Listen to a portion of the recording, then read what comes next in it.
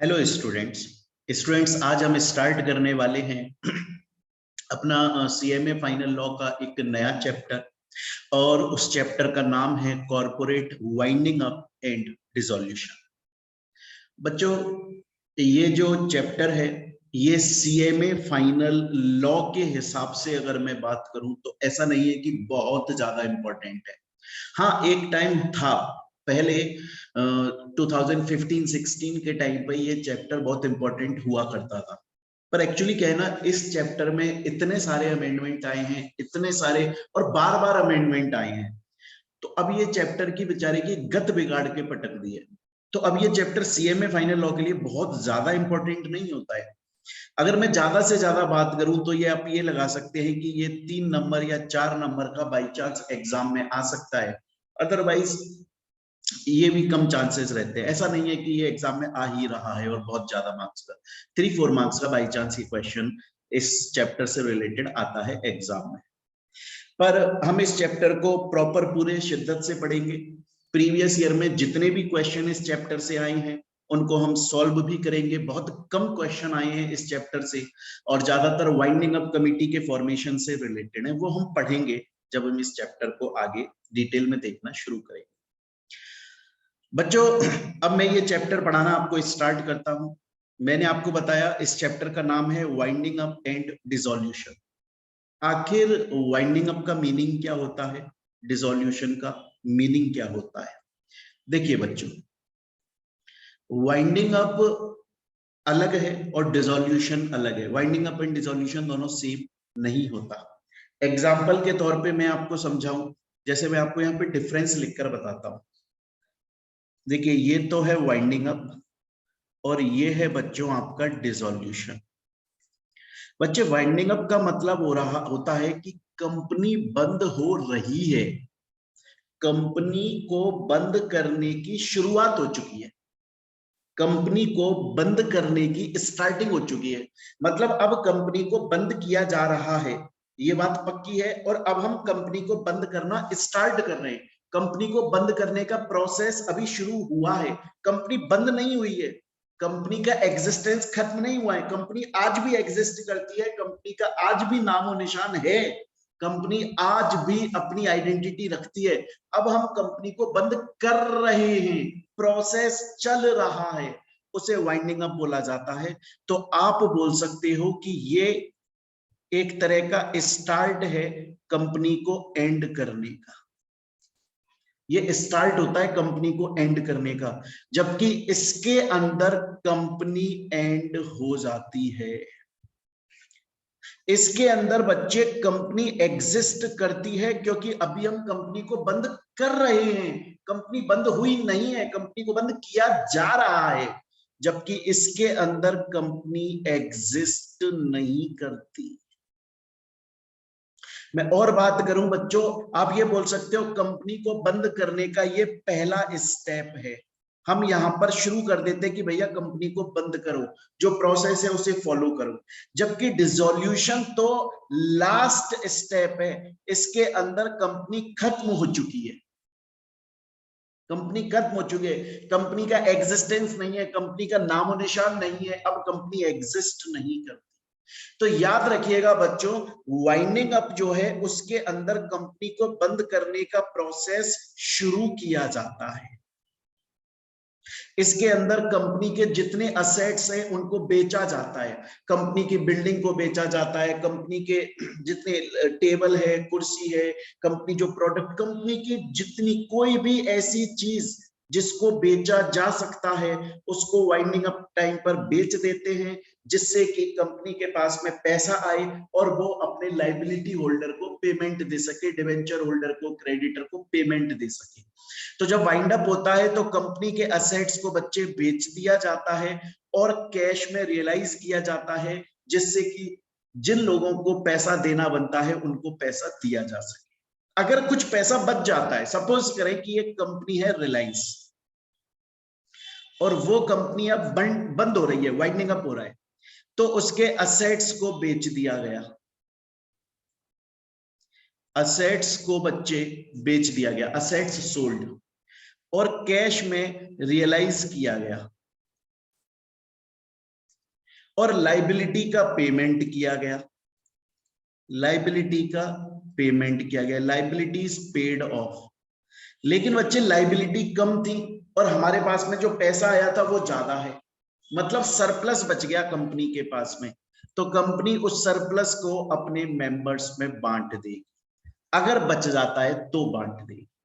Student बोलता है sir अभी तक मैं इस चैप्टर का नाम समझ गया, आप पढ़ा रहे हो वाइंडिंग अप एंड डिसोल्यूशन, आप मुझे बता रहे हो कि कोई कंपनी कैसे बंद हो सकती है। इस चैप्टर के अंदर हम पढ़ेंगे कि कंपनी अगर कोई बंद होती है, वाइंड अप होती है तो कैसे होती है, कितने तरीके होते हैं कंपनी को बंद करने के, क्या प्रोसेस होता है, और फिर हम एंड में जाकर पढ़ेंगे डिसोल्यूशन की, जब कंपनी बंद हो जाती है तो जब डिसोल्यूशन होता है तो उस वक्त क्या इफेक्ट होता है।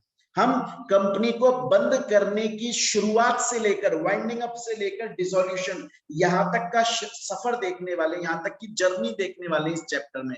हम ये देखेंगे कि जब कंपनी को बंद करना स्टार्ट किया तो क्या क्या प्रोसेस, लीगल रूल्स, कंप्लायंसेस थे जो फुलफिल किए गए, और कैसे कैसे कंपनी को बंद किया गया, कौन कौन सी लीगल अथॉरिटीज का ऑर्डर हमें आया, आखिर कंपनी कैसे डिसॉल्व हुई, और जब डिसॉल्व हो गई तो उसके बाद में क्या इफेक्ट निकल के आता है।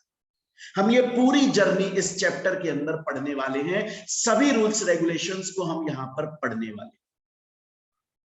यहां तक की बात आप लोगों को मेरे ख्याल से समझ में आई होगी।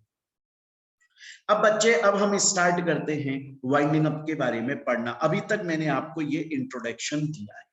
अब देखिए क्वेश्चन ये आता है कि सर अगर कोई कंपनी बंद होना चाहती है, सर अगर कोई कंपनी वाइंड अप होना चाहती है, तो सर कोई कंपनी वाइंडिंग अप कैसे, वाइंड अप कैसे हो सकती है, कैसे बंद हो सकती है। तो बच्चे मैं आपको बता दूं, अगर कोई भी कंपनी बंद होना चाहती है तो एक तो है कि वो अपनी मर्जी से बंद हो जाए, मतलब कंपनी अच्छी खासी बढ़िया चल रही है, कंपनी में कोई दिक्कत नहीं है, कंपनी खूब सही चल रही है, लेकिन अब कंपनी का मालिक ये बोलता है कि यार मेरे को ये कंपनी आगे नहीं चलानी, मैं इस कंपनी को अपनी मर्जी से बंद कर देना चाहता हूं। ऐसा नहीं है कि मेरे ऊपर कोई लीगल रूल्स रेगुलेशंस अप्लाई हो रहे हैं कि तुम्हें बंद करनी पड़ेगी कंपनी, तुम्हें कंपनी बंद करनी पड़ेगी, ऐसा कुछ नहीं है। बस अब मुझे अपनी मर्जी से मेरी कंपनी बंद कर देनी है, मैं कंपनी को आगे नहीं चलाना चाहता, इसे बोला जाता है वॉलेंटरी वाइंडिंग अप, अपनी मर्जी से बंद कर देना। ये कैसे होता है वो पूरा प्रोसेस हम इस चैप्टर में पढ़ेंगे। अभी मैं आपको बता रहा हूं आखिर कोई कंपनी बंद होती है, वाइंड अप होती है, तो उसके मोड्स क्या क्या होते हैं, कैसे कैसे कंपनी बंद हो सकती है। एक तो मैंने आपको बोला कंपनी अपनी मर्जी से बंद हो सकती है, वॉलेंटरी। एक होता है बच्चा बाय ट्राइब्यूनल। ट्राइब्यूनल का मतलब है नेशनल कंपनी लॉ ट्राइब्यूनल। मतलब मैं आपको 5 सिचुएशन पढ़ाऊंगा, 5 सिचुएशन।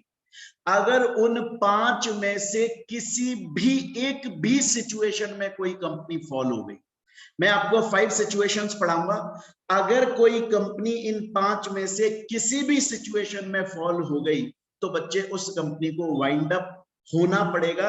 नेशनल कंपनी लॉ खुद, ट्राइब्यूनल खुद ऑर्डर पास करेगा कि अब तुम्हें बंद होना पड़ेगा, वो कंपलसरी होता है बंद होना। एक बार एनसीएलटी का ऑर्डर आ गया तो कंपनी को बंद होना ही पड़ता है। और एनसीएलटी ऑर्डर कब देगा, अगर कोई कंपनी उन 5 में से किसी भी सिचुएशन में फॉल हो गई तो बच्चे अभी तक मैंने आपको समझाया कि वाइंडिंग अप का मतलब क्या होता है। वाइंडिंग अप का मतलब होता है कि कंपनी को बंद किया जा रहा है, कंपनी की लाइफ को खत्म करने की स्टार्टिंग हो चुकी है, ये कंपनी को बंद करने का पहला स्टेप होता है। डिसोल्यूशन क्या होता है, डिसोल्यूशन का मतलब होता है कि ये लास्ट स्टेप है, अब कंपनी बंद हो ही जाएगी। समझ रहे हैं इस बात को, कंपनी मतलब बंद हो चुके, एग्जिस्ट नहीं करती। फिर मैंने आपको बताया कि कंपनी को बंद करने के क्या क्या मोड्स होते हैं। एक तो होता है वॉल्यूंटरी वाइंडिंग अप, कंपनी खुद अपनी मर्जी से बंद हो रही है, और एक होता है कि नेशनल कंपनी लॉ ट्राइब्यूनल ने ऑर्डर पास कर दिया, अब कंपनी को कंपलसरी है बंद होना। और national company law tribunal NCLT order कब पास करेगी?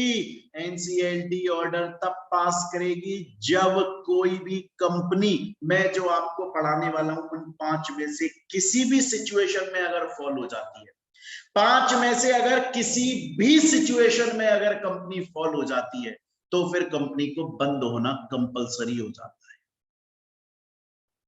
स्टूडेंट बोलता है सर मैं आपका यहां तक की बात को समझ गया, सर अब मुझे प्रोसेस पढ़ाना स्टार्ट करो आप बाइंडिंग अप का।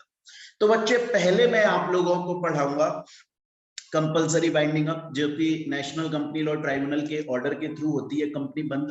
पहले वो मैं आपको पढ़ाऊंगा जो कि सेक्शन 271 से लेकर 303 तक है।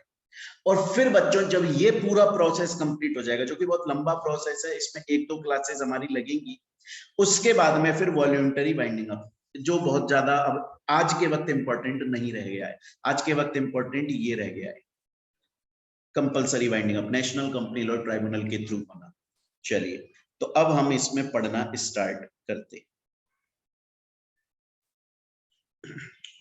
अब हम पढ़ रहे हैं winding up by the tribunal, national company law tribunal, section 271 से लेकर 303 तक। अब देखिएगा, एक बार की बात है बच्चों, मैं आपको बहुत बार बता चुका हूं कि ये कैटरीना कैफ बच्चों मेरी फ्रेंड है और इनका घर मेरे पास में ही है, मेरे घर के पास में। तो एक बार मैं, मोहित बंसल और कैटरीना कैफ, हम अपनी अपनी छत पर खड़े थे।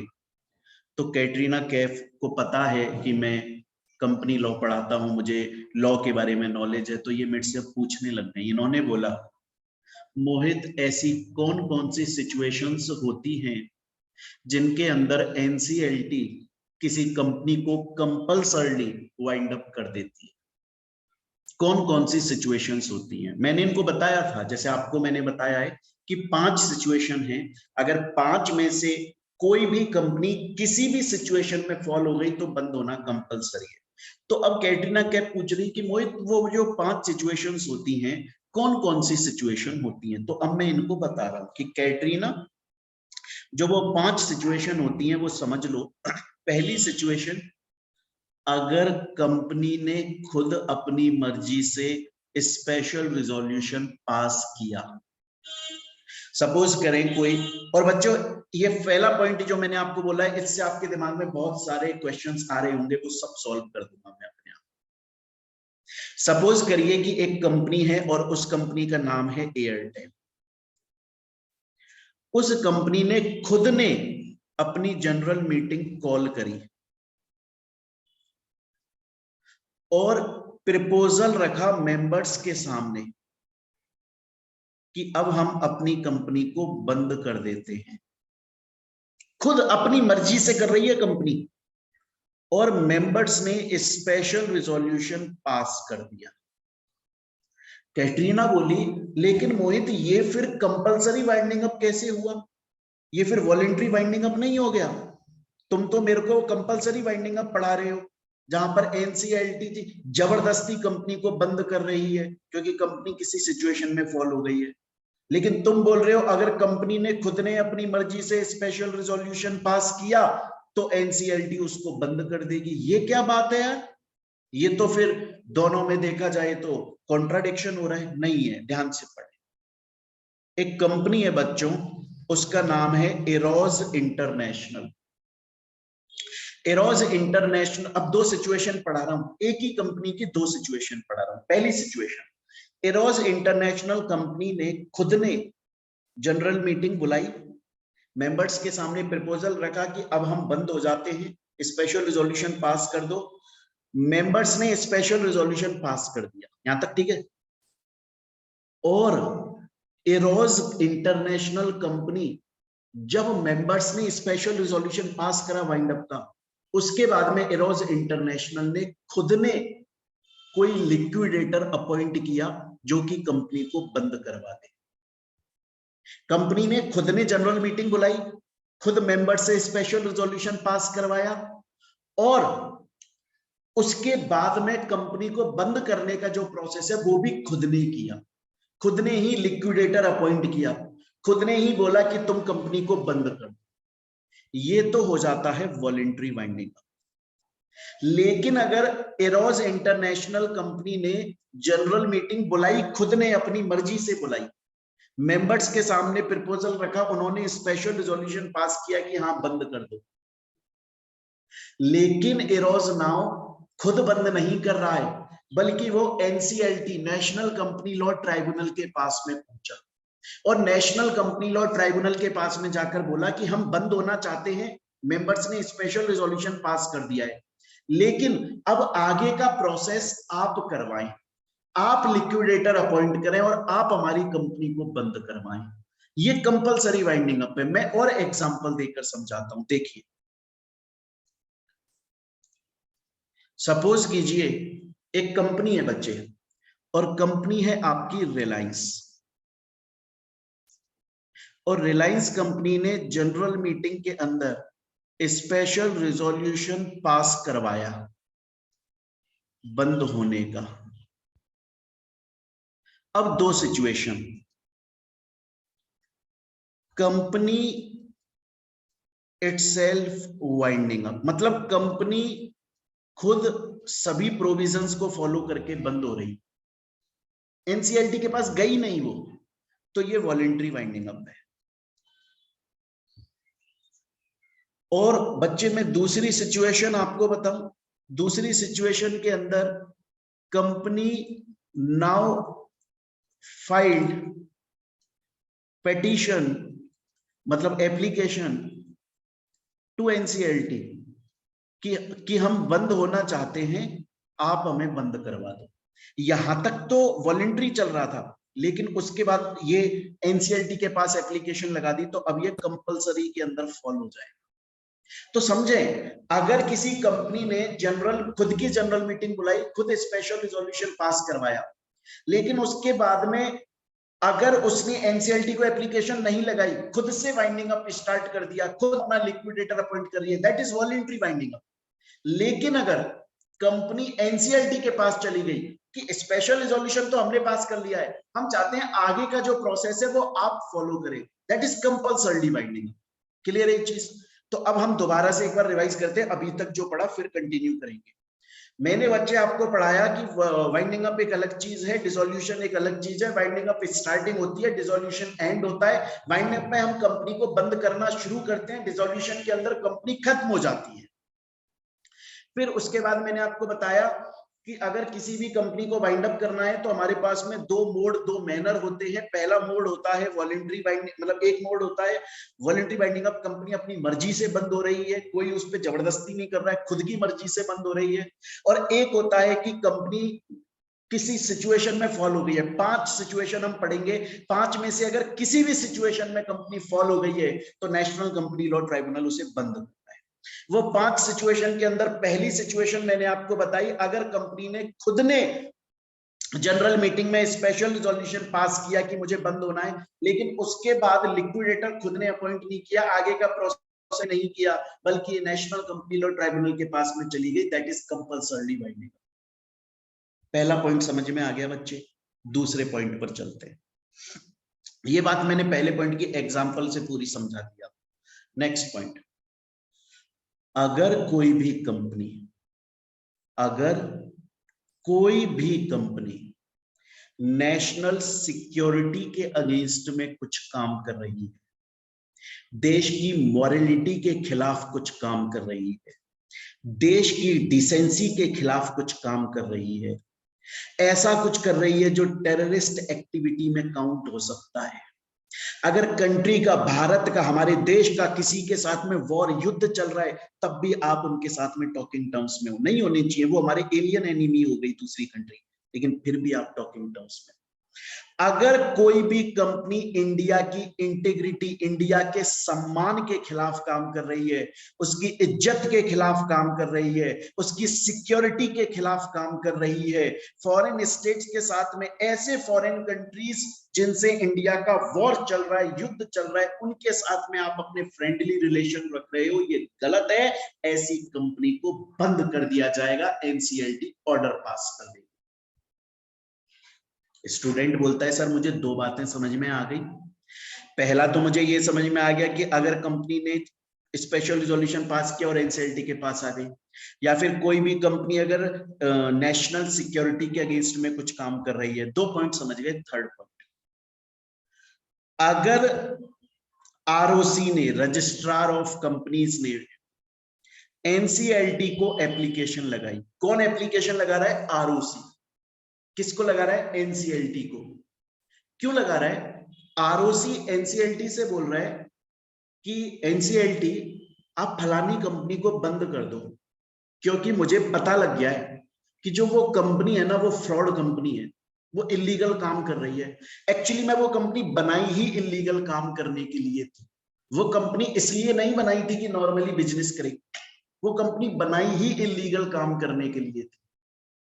खुद आरओसी एनसीएलटी से ये बात बोल रहा है। तो बच्चों थर्ड पॉइंट क्या बोल रहा है? सपोज करिए कि एक कंपनी है कोई, सपोज करिए कि एक कंपनी है एयरटेल, ठीक है, और वो एयरटेल कंपनी इलीगल पर्पस के लिए इनकॉर्पोरेट हुई थी। मतलब वो बनाई ही गलत काम करने के लिए थी, टैक्स बचाने के लिए बनाई गई थी। होता है ना, शेल कंपनी बना देते हैं, पनोरमा पेपर्स, ये सब सुना होगा न्यूज में आपने, कि बड़े बड़े जो लोग होते हैं ना, या जिन लोगों को टैक्स की चोरी करनी होती है, वो क्या करते हैं कि एक नई कंपनी बना देते हैं जिसमें काम तो कुछ करते नहीं है, लेकिन थोड़ी इनकम उसमें दिखाते रहते हैं और उसको लॉस में दिखाते हैं, टैक्स की चोरी करने या किसी भी इलीगल पर्पस के लिए कोई कंपनी बनाई गई।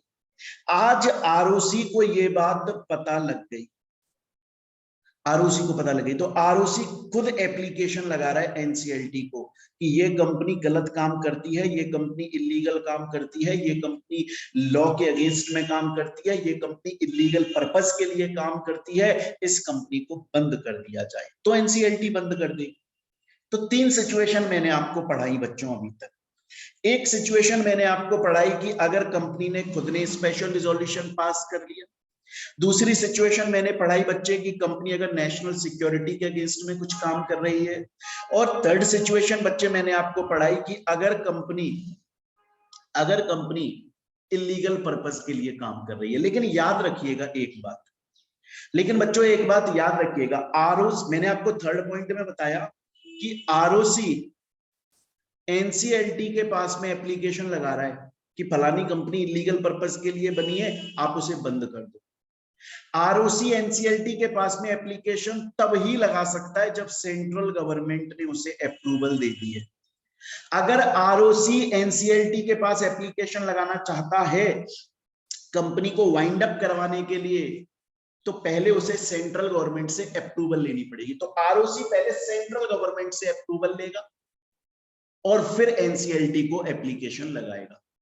और याद रखिएगा, सेंट्रल गवर्नमेंट ऐसे ही अप्रूवल नहीं दे देती है कि आरओसी भगा गया कि साहब फलानी कंपनी में तो फ्रॉड हो रहा है, मैं एनसीएलटी को एप्लीकेशन लगाना चाहता हूं, सेंट्रल गवर्नमेंट जी आप मुझे अप्रूवल दे दो। सेंट्रल गवर्नमेंट बोलती है अप्रूवल दे देंगे, पहले तो तुम प्रूव करो कि वो कंपनी इलीगल पर्पस के लिए इनकॉर्पोरेट हुई है, और दूसरा प्रूव करो कि तुमने उसे अपॉर्चुनिटी ऑफ बीइंग हर्ड, उस कंपनी को सफाई पेश करने का मौका दे दिया है, तब तुम मेरे पास में अप्रूवल लेने आए। तो आरओसी एनसीएलटी के पास एप्लीकेशन लगा सकता है, लेकिन उसके लिए उसने सेंट्रल गवर्नमेंट से प्रायर अप्रूवल ले ली हो, प्लस जिस कंपनी के अगेंस्ट में अप्रूवल लग रही है उससे उसको opportunity of being heard provide किया जा चुका है। तो बच्चे अभी तक मैंने आपको 3 बातें बता दी। एक तो मैंने बताया अगर कंपनी ने जनरल मीटिंग में स्पेशल रिजोल्यूशन पास कर लिया तो फिर, या फिर अगर कंपनी नेशनल सिक्योरिटी के अगेंस्ट में काम कर रही है, या फिर आरओसी खुद कंपनी के अगेंस्ट में एप्लीकेशन लगा रहा है एनसीएलटी के पास। लेकिन आरओसी एप्लीकेशन तब लगाएगा जब सेंट्रल गवर्नमेंट से प्रायर अप्रूवल ले चुका है, और सेंट्रल गवर्नमेंट से अप्रूवल उसे तब मिलेगी जब वो कंपनी को opportunity of being heard they चुका है। क्लियर? नेक्स्ट फोर्थ पॉइंट, अगर किसी कंपनी ने लगातार कंसेक्यूटिवली कंटिन्यूअसली लगातार पिछले 5 साल से अपने एनुअल रिटर्न और फाइनेंशियल स्टेटमेंट फाइल नहीं किए तो वो कंपल्सरली वाइंड अप होगी। 4 सिचुएशन। और इसके अलावा कंपनी ऐसी किसी सिचुएशन में फॉल हो जाती है जहां एनसीएलटी को खुद को लगता है कि यार कंपनी को बंद कर देना ये सही रहेगा, जस्ट एंड इक्विटेबल रहेगा कंपनी को बंद कर दे। तो बच्चे मैंने आपको 5 सिचुएशन बताई। पहला, कंपनी खुद अपनी मर्जी से स्पेशल रिजोल्यूशन पास करती है। दूसरा, नेशनल सिक्योरिटी के अगेंस्ट में काम कर रही है। तीसरा, आरओसी ने एनसीएलटी को एप्लीकेशन लगाई है, लेकिन आरओसी सेंट्रल गवर्नमेंट से पहले अप्रूवल ले चुका है और उस कंपनी को opportunity of being heard they चुका है। उसके बाद में मैंने आपको बताया, अगर कंपनी लगातार पिछले 5 सालों से एनुअल रिटर्न या फाइनेंशियल स्टेटमेंट फाइल नहीं कर रही है, या फिर नेक्स्ट मैंने आपको बताया, अगर एनसीएलटी को खुद को ऐसा लगता है कि कंपनी को वाइंड अप कर देना ज्यादा सही है, तो इन 5 में से किसी भी सिचुएशन में अगर कोई भी कंपनी फॉल होती है तो उसको एनसीएलटी वाइंड अप कर दे। स्टूडेंट बोलता है सर मुझे यहां तक आपकी पूरी बात समझ में आ गई, एक बार आपने जो अभी तक पढ़ाया है उसको रिवाइज करवा दो यहां तक, फिर आगे कंटिन्यू करेंगे बच्चे। एक बार यहां तक रिवाइज कर लेते हैं। देखें, मैं आपसे बोल रहा हूँ वाइंडिंग अप और डिसोल्यूशन का मतलब अलग अलग होता है बच्चे। तो वाइंडिंग अप का मतलब होता है कि कंपनी अपनी मर्जी से, मतलब कंपनी बंद हो रही है, कंपनी के बंद होने की स्टार्टिंग है, कंपनी अभी भी एग्जिस्ट करती है, अब हम उसे बंद करना शुरू कर रहे हैं। और बच्चे डिसोल्यूशन का मतलब होता है कि कंपनी अब डिसॉल्व हो गई है, कंपनी का एंड हो चुका है, कंपनी का नामो निशान खत्म हो गया। मैंने आपको बताया कंपनी कितनी तरीके से बंद हो सकती है बच्चा। कंपनी एक तो खुद अपनी मर्जी से बंद हो सकती है, वॉलंटरी वाइंडिंग अप। कंपनी बोलती है मुझे अब नहीं करना धंधा पानी यार, आगे मुझे बंद होना है भाई, हो जाओ। एक होता है कि 5 सिचुएशन होती है, उन 5 में से किसी भी एनी ऑफ द 5 सिचुएशन अगर फॉल हो जाती है कंपनी किसी भी सिचुएशन में, तो उसका वाइंड अप होना कंपलसरी हो जाता है। एनसीएलटी ऑर्डर पास करता है वाइंड अप होने की। 5 सिचुएशन मैंने आपको पढ़ाई। स्टूडेंट बोलता है सर यहां तक समझ में आ गया, एक क्वेश्चन है छोटा सा। मैंने कहा बोलो। बोले सपोज करो सर एक कंपनी है, जैसे आपने यहाँ एरोज नाउ का, एरोज इंटरनेशनल कंपनी का आपने एग्जांपल दिया कि एरोज इंटरनेशनल कंपनी ने जनरल मीटिंग में एसआर पास किया वाइंड अप का, और सर उसके बाद में फिर एप्लीकेशन मतलब पिटीशन फाइल करी एनसीएलटी को कि हमें वाइंड अप कर दो। यहां तक तो समझ में आ गया। मेरा क्वेश्चन ये है कि क्या एनसीएलटी बाउंड है कि हाँ भाई वो वाइंड अप का ऑर्डर देगी ही देगी, या एनसीएलटी ये भी बोल सकती है कि नहीं आप मत होइए बंद, जरूरी नहीं है आपका बंद होना, ये भी बोल सकते। मैंने ये नहीं बोल रहा हूँ एनसीएलटी यही बोलेगी। अगर एनसीएलटी को बाई चांस ऐसा लगता है कि यार ये कंपनी किसी मजबूरी की वजह से बंद हो रही है, पर उस मजबूरी को ठीक भी किया जा सकता है, कोई दूसरी रेमेडी अवेलेबल है, कोई दूसरा उपाय अवेलेबल है, फालतू में इस कंपनी को बंद कर दो, इससे बढ़िया है क्योंकि वो दूसरी रेमेडी अप्लाई करके इस कंपनी को हम कंटिन्यू कर सकते हैं।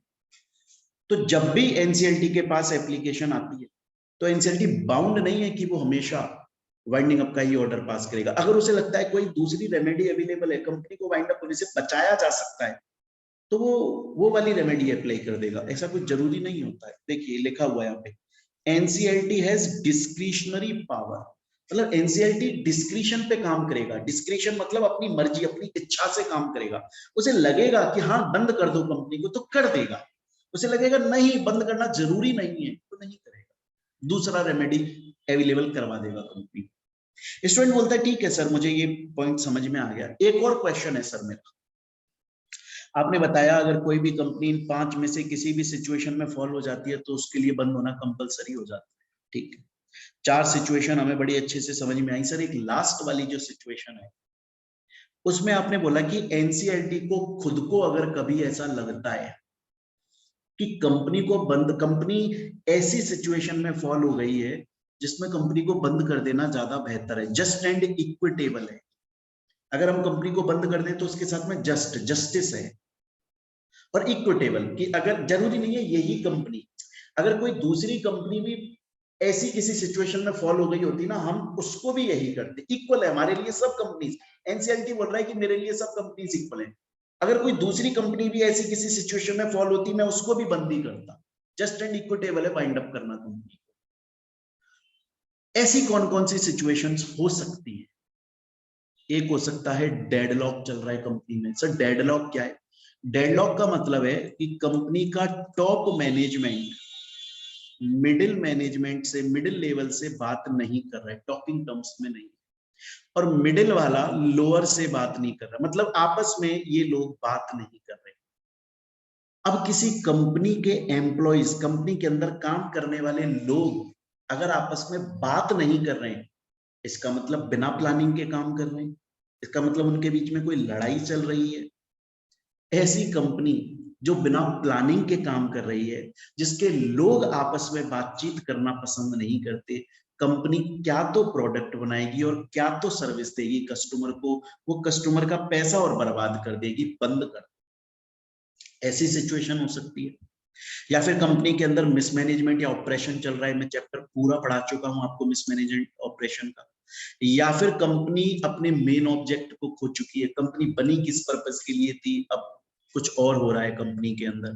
या कंपनी बबल नाम की किसी सिचुएशन में, बबल सिचुएशन वो होती है जहां पर, जैसे एग्जांपल के तौर पर सपोज करें कि मैंने गुजरात में एक कंपनी स्टार्ट करी एबीसी नाम से, और वो कंपनी प्लास्टिक की बोतल्स बनाती है, कहीं भी स्टार्ट करी, जरूरी नहीं गुजरात में करी, कहीं भी, और गवर्नमेंट का नोटिफिकेशन आ गया कि आज के बाद प्लास्टिक की बोतल मैन्युफैक्चर सिर्फ गवर्नमेंट ही कर सकती है और कोई नहीं कर सकता, तो मैं क्या करूंगा? तो मुझे छोड़ना पड़ेगा ये काम, कंपनी बंद करनी पड़ेगी और मुझे कोई नया धंधा स्टार्ट करना पड़ेगा, क्योंकि गवर्नमेंट ने नया नोटिफिकेशन निकाल दिया कि प्लास्टिक की बोतल अब सिर्फ वही मैन्युफैक्चर करेगी, बबल आ गया। तो बच्चे ये जस्ट एंड इक्विटेबल, ऐसी ही अगर कोई सिचुएशन है जिसमें एनसीएलटी को लगता है कि कंपनी को बंद कर देना कुछ ज्यादा ही बेहतर रहेगा, फालतू में कंपनी को इनकॉर्पोरेट करके बैठे, तो फिर उस केस में एनसीएलटी ऑर्डर पास कर सकता है कंपनी को बंद करने।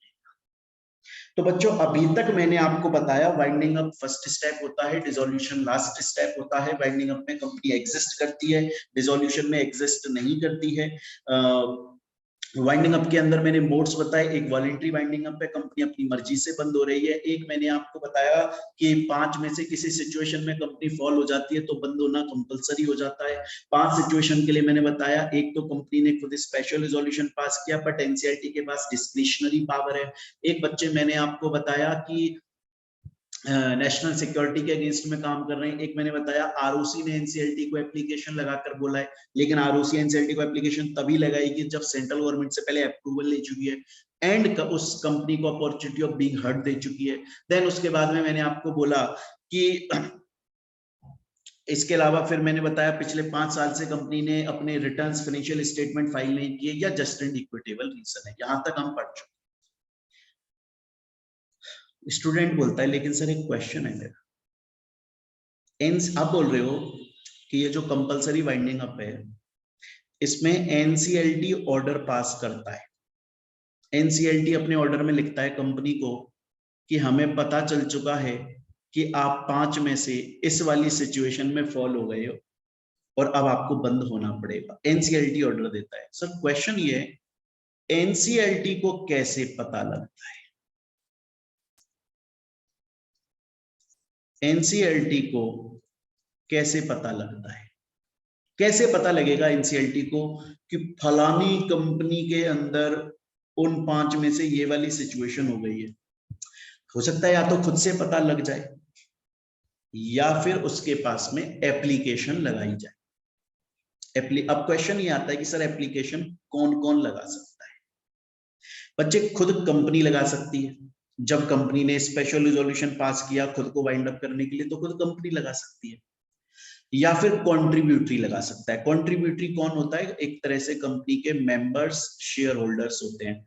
बाकी कुछ पॉइंट है वो मैं समझा दूंगा, इंपॉर्टेंट नहीं है कॉन्ट्रीब्यूटरी से रिलेटेड, आपके सीएमए लॉ के लिए इंपॉर्टेंट नहीं है, सीएस वालों के लिए होते हैं, बट मैं समझा दूंगा। अभी के लिए इतना समझ लें कि मेंबर या शेयर होल्डर को कॉन्ट्रीब्यूटरी भी बोलते हैं।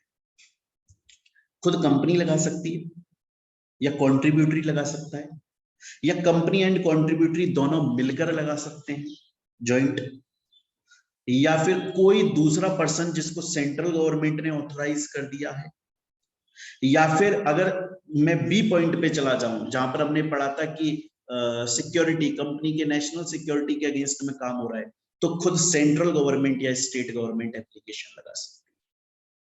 तो बच्चों एप्लीकेशन कौन कौन लगा सकता है, आपको ये बड़े अच्छे से समझ में आना चाहिए। एक तो मैंने बोला कि खुद कंपनी लगा दे। कंपनी कब लगाएगी, जब स्पेशल रिजोल्यूशन पास किया है, या फिर कॉन्ट्रीब्यूटरी लगा दे। कॉन्ट्रीब्यूटरी कौन होता है, एक तरीके से कॉन्ट्रीब्यूटरी कंपनी का मेंबर होता है। जिस दिन कंपनी वाइंड अप हो रही है ना, जैसे कंपनी आज वाइंड अप हो रही है, तो इसके 18 महीने पहले चले जाओ। अगर इन 18 महीने के अंदर बंदे ने 6 महीने के लिए भी शेयर्स कंपनी के होल्ड करे थे, तो वो कॉन्ट्रीब्यूटरी है और वो एप्लीकेशन लगा सकता है।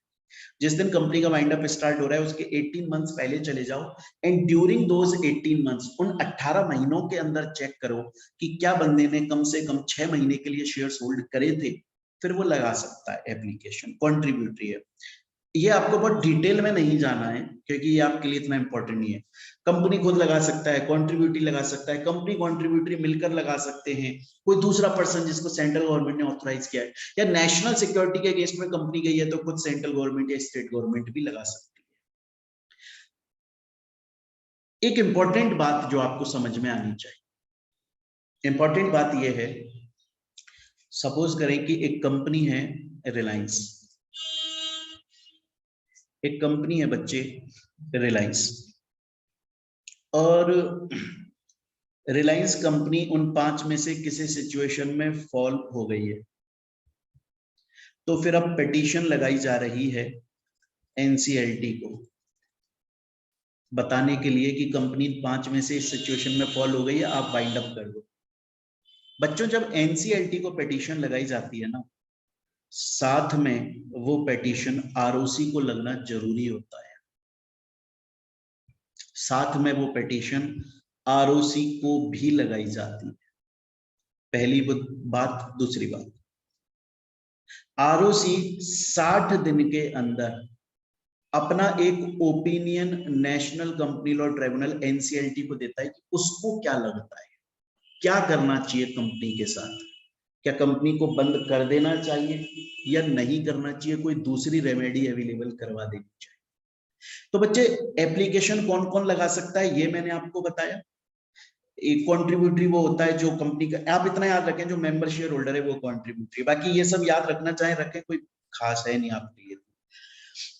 मैं आपसे बोल रहा हूं कि जब एनसीएलटी को एप्लीकेशन लगाई गई तो एप्लीकेशन की एक कॉपी आरओसी को भी दी जाती है, एंड आरओसी 60 दिन के अंदर अपना opinion national company law tribunal को जरूर देता है। ये इंपॉर्टेंट बात है बच्चे, ये आपको याद रखें।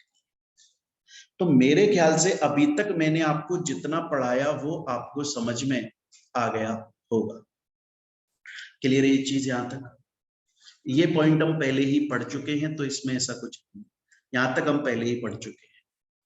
मैं दोबारा से बोल रहा हूं बच्चे, अभी तक हमने जितना पढ़ा है मैं रिवाइज करवा देता हूं। अभी तक मैंने आपको बताया कि वाइंडिंग अप का मतलब होता है फर्स्ट स्टेप, जहां कंपनी बंद होना शुरू हो जाती है। देखिए रिवाइज करना बहुत जरूरी है बच्चे, आपको आप बार बार जितनी बार रिवाइज करेंगे ना उससे आपका ही प्रॉफिट होगा। थ्योरी सब्जेक्ट है। हाँ, और अभी तक जितने टॉपिक मैंने पढ़ाए हैं उनसे रिलेटेड प्रीवियस ईयर में क्वेश्चंस आए नहीं है सीएमए फाइनल लॉ के अंदर। ये एक्सक्लूसिवली सीएमए के लिए बताया हूं मैं। सीएमए के हम ऐसा नहीं करते हैं कि सीएमए के अंदर सीए सीएस का बच्चे भी पढ़ा रहे हैं, एक्सक्लूसिव होती है तीनों की क्लास अलग अलग। तो सीएमए लॉ के अंदर इस चैप्टर में अभी तक जितने टॉपिक्स पढ़े उनसे रिलेटेड कोई क्वेश्चन आया नहीं है। जैसे ही आएगा आपको पता है कि हम टॉपिक कंप्लीट होते ही प्रीवियस ईयर के क्वेश्चन साथ में करवाते। तो वाइंडिंग अप का मतलब क्या होता है ये मैंने समझाया। फर्स्ट स्टेप है, डिसोल्यूशन में खत्म हो जाता है। 2 तरीके से हो सकता है वाइंडिंग अप, वॉलंटरी या कंपलसरी। कंपलसरी में एनसीएलटी ऑर्डर देता है। 5 सिचुएशन मैंने आपको बताई। एप्लीकेशन कौन कौन लगा सकता है ये बताया। जब एप्लीकेशन एनसीएलटी को लगेगी तो एक कॉपी आरओसी को भी जाएगी, एंड आरओसी 60 दिन के अंदर अपना ओपिनियन देगी एनसीएलटी। ठीक है, ये पॉइंट हम यहाँ तक पढ़ चुके हैं। तो बच्चों आज की क्लास में हम यहाँ तक पढ़ेंगे, नेक्स्ट क्लास में हम इसके आगे कंटिन्यू करेंगे। अच्छा, दूसरी बात, जिन बच्चों ने क्लासेस परचेज की हुई हैं उनको तो ऑलरेडी पता है, वो तो खरीद चुके हैं। अब मैं उन लोगों के लिए बता रहा हूं, अगर ये मैंने सोशल मीडिया प्लेटफॉर्म पे अपलोड कर दिया है लेक्चर, बाई चांस डेमो के तौर पे कुछ सोशल मीडिया प्लेटफॉर्म पे लेक्चर अपलोड हो जाते हैं जिससे और भी बच्चे देख के क्लासेस खरीद सके, अगर आप परचेज करना चाहते हैं तो बच्चों आप हमारे ऐप से परचेज कर सकते हैं। आप गूगल प्ले स्टोर पर जाकर ऐप डाउनलोड कर लीजिएगा। वीडियो के डिस्क्रिप्शन में लिंक भी दे दूंगा मैं ऐप का, वहां से जाकर भी आप क्लासेस हमारी परचेज कर सकते हैं। या फिर अगर आप चाहें तो डायरेक्टली इस नंबर पे कांटेक्ट करके आप क्लासेस परचेज कर सकते हैं। चलिए, थैंक यू बच्चों, मिलते हैं हम नेक्स्ट क्लास में।